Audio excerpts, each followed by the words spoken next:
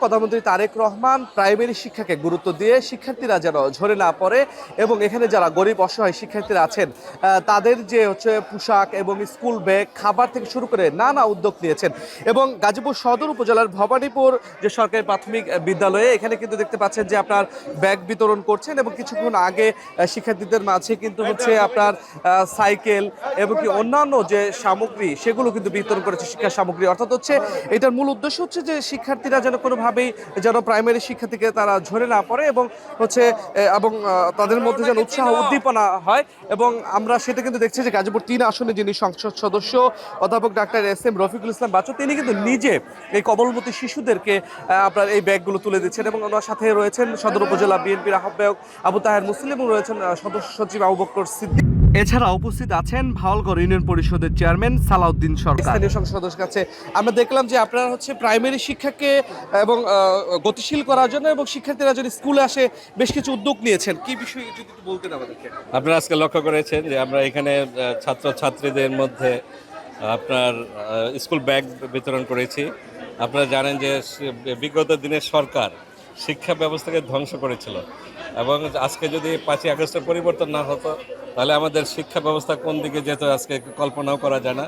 আর আমাদের বর্তমান সরকার জননেতা তারেক রহমানের নেতৃত্বাধীন সরকার ক্ষমতায় আসার পর শিক্ষাকে সর্বোচ্চ গুরুত্ব দেওয়া হয়েছে, শিক্ষাতে সর্বোচ্চ বাজেট বরাদ্দ করা হয়েছে এবং ওনার স্বপ্ন যে আমাদের যে ছোট ছোট বাচ্চা আছে তারা একটা সুন্দর জামা কাপড় পরে, স্কুল ব্যাগ কাঁধে নিয়ে, জুতো পরে, ছাতা হাতে নিয়ে তারা স্কুলে যাবে, এটা তো ওনার স্বপ্নের মতো। উনি বিভিন্ন সময় বিভিন্ন অনুষ্ঠানে তিনি প্রকাশ করেছেন এবং তারই অংশ হিসাবে সেই কার্যক্রম শুরু হয়েছে।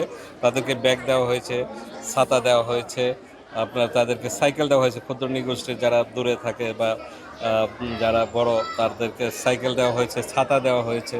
এবং আপনারা জানেন যে প্রাথমিক বিদ্যালয়ে শিক্ষার্থীদের মাঝে টিফিনের সময় খাবার দেওয়া হয়, উন্নত মানের খাবার দেওয়া হয়, যাতে ছাত্ররা যে প্রাইমারি শিক্ষা পড়াশোনা অবস্থায় যাতে শিক্ষার্থীদের ঝরে যাওয়া বন্ধ করার জন্য সেটা দেওয়া হয়।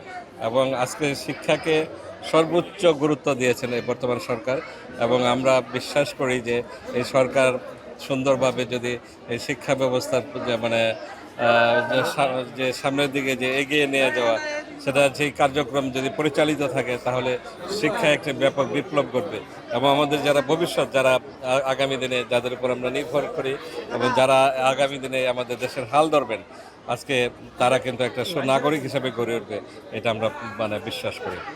আসলে এই প্রাইমারি শিক্ষা স্কুলগুলোতে আমরা দেখছি দরিদ্র সীমা যারা নিচে অনেকে তারা পড়ে, তো সেক্ষেত্রে তাদের জন্য আসলে এটা কতটা অভিভাবকদের জন্য কতটা সাপোর্ট হবে আপনি মনে করছেন? দেখুন, শিক্ষাক্ষেত্রে কিন্তু আসলে নানান রকম বিষয় তৈরি হয়েছে। যেমন যারা বেশি দরিদ্র তারা একটা সরকারি যারা তাই সেখানে আসে, প্লাস বিভিন্ন মাদ্রাসা বা শিক্ষা সেদিকে এগুলো ঝুঁকে পড়ছে। আর কিছু আছে যে আপনার যাদের সামর্থ্য আছে তারা কিন্ডারগার্টেন বা যারা শিক্ষা প্রতিষ্ঠানে যারা অর্থের বিনিময়ে পড়াশোনা করছে। তো আমরা আমাদের মূল বিষয় হলো যে প্রাথমিক শিক্ষা, যেটা সরকারি শিক্ষা, যেখানে ছাত্রছাত্রীদের ঝরে যাওয়ার সম্ভাবনা বেশি, তাদেরকে ধরে রাখার জন্য যে ব্যবস্থাগুলি নেওয়া হয়েছে। এবং প্রধানমন্ত্রী যে আপনার 25 কোটি বৃক্ষরোপণ কর্মসূচি সফল করতে আপনি নিজে উদ্যোগ নিয়ে আপনার এই 3 আসনে বৃক্ষরোপণ করেছেন, এখানেও সেটা কি অব্যাহত রেখেছেন কিনা আপনার সে কার্যক্রম? আমি এবার আমি নিজে সুন্দর লক্ষ্য করেছি যে বিভিন্ন শিক্ষা প্রতিষ্ঠানে আমরা যখন ছাত্রদেরকে বৃক্ষরোপণের জন্য বিভিন্ন চারা বিতরণ করতে যাই, ছাত্রছাত্রীদের মধ্যে এত আগ্রহ চারা নিয়ে যাওয়া এবং তারা বলেছে যে তারা সেই বৃক্ষরোপণ করবে এবং তারা সেটার যত্ন নেবে যাতে এটা কোনোভাবেই যাতে বৃক্ষরোপণের পর যাতে এটা জীবিত হয়, বড় হয় সেই ব্যবস্থা নেবে তারা বলেছে। ধন্যবাদ।